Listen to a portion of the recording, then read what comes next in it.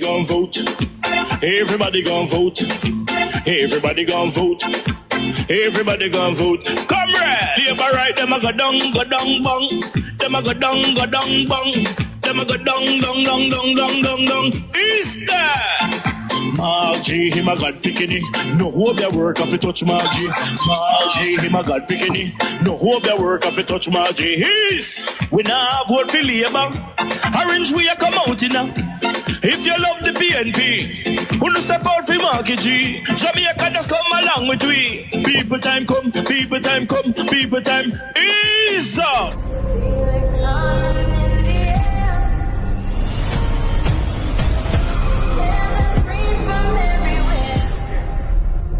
Only thing that's on my mind is who's gonna run this town tonight.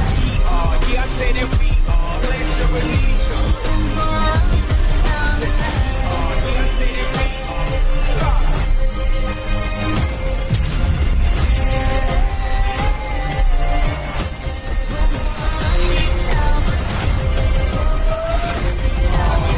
We gonna run this town. Make the trumpets play. Make the trumpets play. Ball out! Whoa, yo. We need help, Jesus. Jamaica need help. Shift the parliament. Shift the election. Shift everything. Remove them out there. Take out the cockroach. Take out the thief. Take out the criminal them. Take out the thief them. Take out the murderer them. Take out the gang leader them. Out of parliament. Take them out from Portland. Take them out. I hear Portland. Me I go to Portland. Why me I travel to Portland? Take out somebody, man or woman. Because they can work more menial tasks but make a lot more money in the U.S. than they can in like a third world country. So they'll come, make money, and then they send money back in remittances to the host, to their family, friends, wherever, to the home country.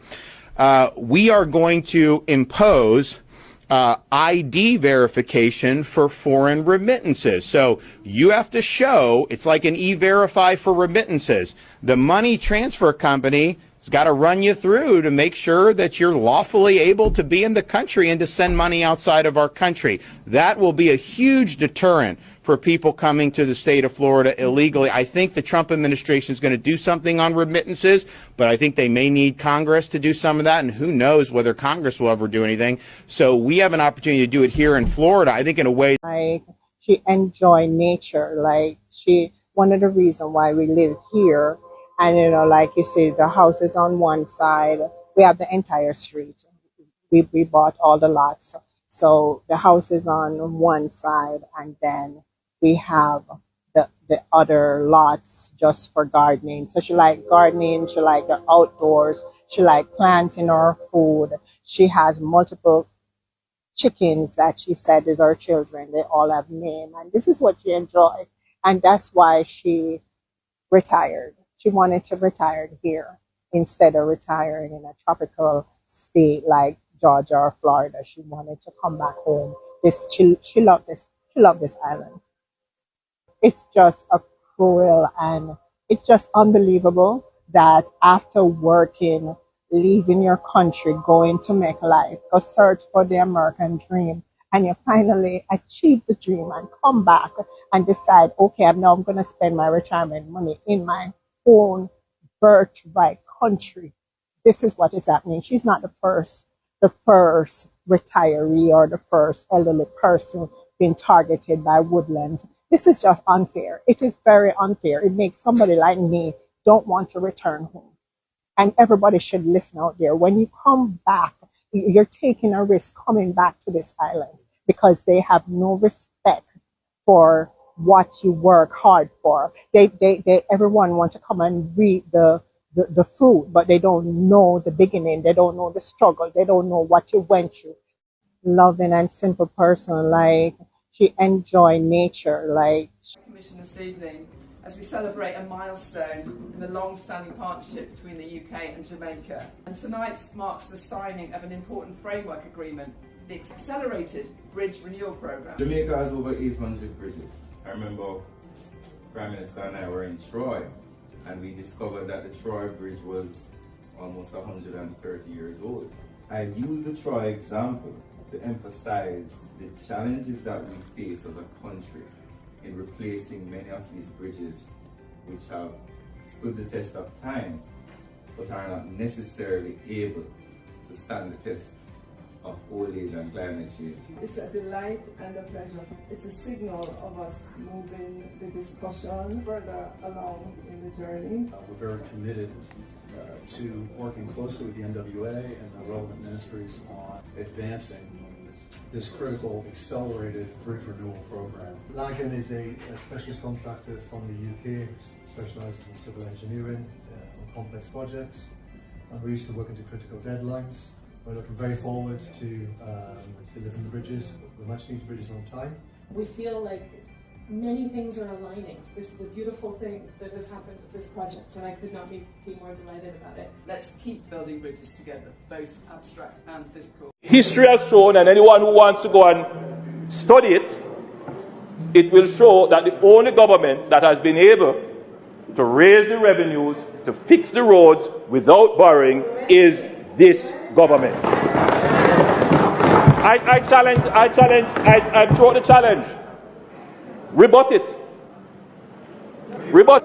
Him a do one-off thing. Him sell 12 years of future revenue from Namaman the airport. 12 years of future revenue of the government. Him sell it to collect of money up front now.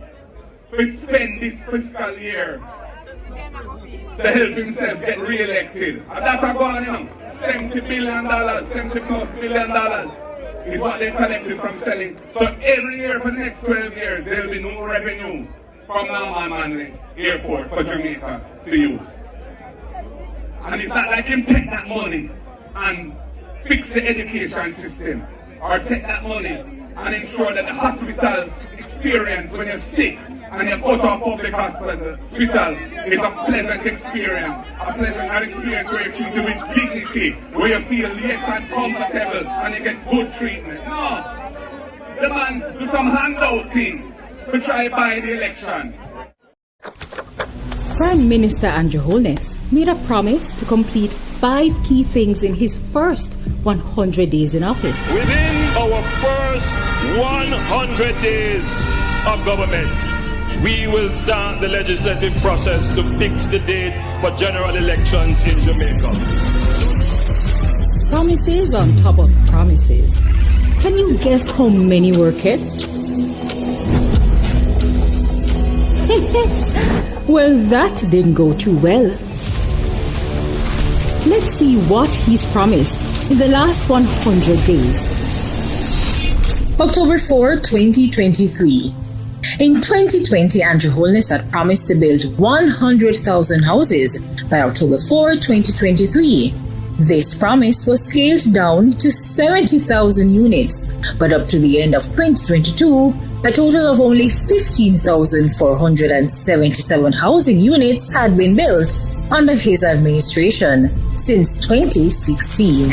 On October 6, 2023, 365 NSHP houses were promised, but only 160 homes were completed. On October 18, 2023, Holness promised he would lower the inflation rate, which was at 5.1%. But by November 2023, it was 6.3%, which was not only higher than October, but outside the BOJ's target range of 4.0 to 6.0%. On October 29, 2023, he promised significant investments to facilitate the transformation of the JCF. To date, many rank-and-file police personnel still await overtime payments. On October 30, 2023, Holness advocated for peace in the Middle East and the protection of human rights for all. Yet, Jamaica missed the UN General Assembly vote on humanitarian truce in Gaza on October 27, 2023. On November 2, 2023, Holness promised to make sure that all Jamaicans have access to water, then committed 50,000 water tanks, but said only 3,000 would be distributed. On November 8, 2023, Andrew Holness promised to respond to the Integrity Commission about his 2022 and 2023 statutory declarations not being certified. As of February 2024, he has not updated the country, nor have they been certified. On November 19, 2023, Holness promised $330 million for a special housing-related response for home repair. The next day, on November 20, 2023, Holness also promised to commit to address the issues and offer support to the residents affected by flood rains. As of February 2024, many residents are still waiting on said funds. On November 22, 2023, Holness repeated a promise he made in 2021, which was to provide 12,000 titles. On November 24, 2023, Holness promised $1.4 billion to clean up Jamaica. On November 25, 2023, Holness said that the government has shown they can keep the dollar stable. When he took office, the dollar was 121.22 to 1, and today the dollar is 156.80 to 1. On November 26, 2023, Holness promised to end energy poverty, lower light bills, and reliance on makeshift lighting solutions. On November 28, 2023, Holness repeated his promise to shift 50% of Jamaica's electricity to renewable energy, knowing that as he made the promise, the government had not sent off even one request for proposal in regards to this under the 8 years of his leadership. On January 8, 2024, Holness promised at minimum 500 new houses under the NSHP. On January 10, 2024, Holness promised to reimagine and reshape the way we utilize our markets island-wide. On January 17, 2024, Holness promised a Type 5 health center for Portmore, which is currently without a hospital. On January 24, 2024, Holness promised the 40 billion Spark program, which is supposed to revitalize secondary, parochial, and community roads across the island. On February 11, 2024, Holness promised to turn Clarkstown in Trelawney into a city. On February 12, 2024, Holness promised 1.52.0, indicating that he will increase the tax threshold. From 2016 until now, one thing remains constant: empty promises. Let's hear from Holness himself as to why he made these promises. So no government will be able to come and make false promises and hide the truth and tell you half-truths and trick you into voting for them, and then when them win, them throw on poison for you. Time come for a change. Hey guys, what's up? Hey girl. Hey Gabby, what's up? What's up? Hey Gabby, what going on? Alright guys, so I just checking in because remember, it's that time of the year again. Huh? Like what you mean? Like Christmas? New Year? Valentine? Is that time? Guys, no. Okay, alright, that was my fault. Guys, it's time again for us to get Jamaicans registered to vote. We are looking for unregistered persons and we're encouraging them to come on the list. And those persons that we register, we want them to register some more people. Because guess what? Remember, friends don't let friends vote alone. Believe no man, we really need to do the thing. Hey, so what about them people who live side of me this? What about my neighbor? I know say you have no neighbor friend. We're calling all of them because remember, we have up to March 31, the 31st of March to get people registered. So remember, friends don't let friends vote alone. So tell a friend to tell a friend. What you say, Gabby? Tell a friend to tell a friend? No problem. No problem.